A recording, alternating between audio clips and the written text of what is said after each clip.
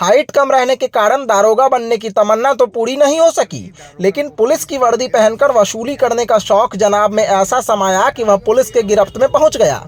गिरफ्त में आए फर्जी एसआई की कुंडली खंगाल रही पुलिस यह जानने की कोशिश कर रही है कि पुलिस की वर्दी में उसने कितने जुर्म किए हैं। पूरा मामला बिहार के मुजफ्फरपुर जिले से जुड़ा है। जिले के सफुद्दीनपुर गुदरी बाजार जाने वाली मुख्य सड़क पर जलेबिया मोड़ के समीप एसआई की वर्दी में रौब दिखाकर वाहनों को चेक करते हुए अवैध वसूली कर रहे फर्जी दारोगा की पहचान रोसी गांव निवासी श्रवण कुमार के रूप में हुई है। बताया जा रहा है कि श्रवण कुमार बैरगनिया में फेन केयर फाइनेंस कंपनी का स्टाफ है। उसके पहले वह हजामती का काम करता था, लेकिन उसमें उसे मन नहीं लगा या उससे परिवार चलाना संभव नहीं हो पा रहा था। इसीलिए हजामती का काम छोड़कर 4 साल से अलग अलग फाइनेंस बैंक के लोन स्टाफ के तौर पर काम कर रहा है। वैसे स्नातक तक की पढ़ाई कर चुके श्रवण का शौक पुलिस में जाने का था, परंतु हाइट कम होने की वजह से पुलिस भर्ती परीक्षा की तैयारी नहीं किया। फर्जी दारोगा की शादी लगभग 9 साल पहले हुई थी और उसे 2 बच्चे भी हैं। श्रवण की पत्नी रीमा देवी भी स्नातक की पढ़ाई की हुई है, जबकि उसके पिता टुनटुन ठाकुर अरुणाचल प्रदेश के एक सैलून में हजामती का काम करते हैं।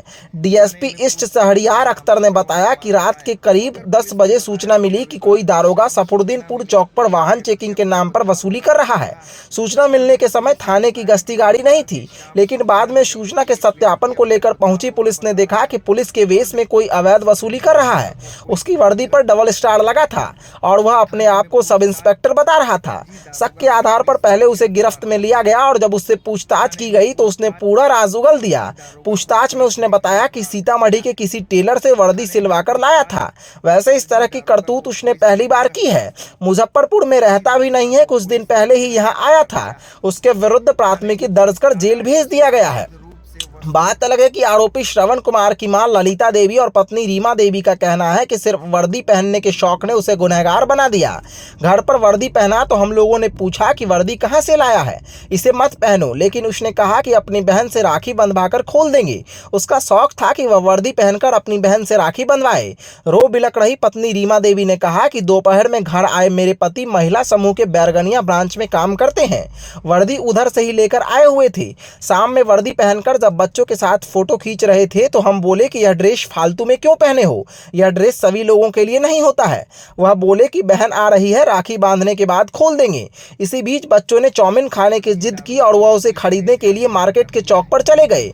उनकी वर्दी को देखकर जलने वाले कुछ लोगों द्वारा पुलिस को सूचना दे दी गई कि फर्जी पुलिस बनकर वसूली कर रहा है। इससे पहले मेरे पति कभी भी वर्दी नहीं पहने थे। परिवार के 10 लोगों की जिम्मेदारी इन्हीं के कंधों पर है।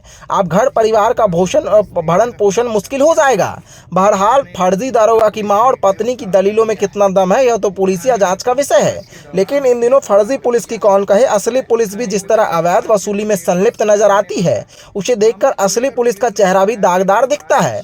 मुजफ्फरपुर से महेश ठाकुर की रिपोर्ट। धन्यवाद।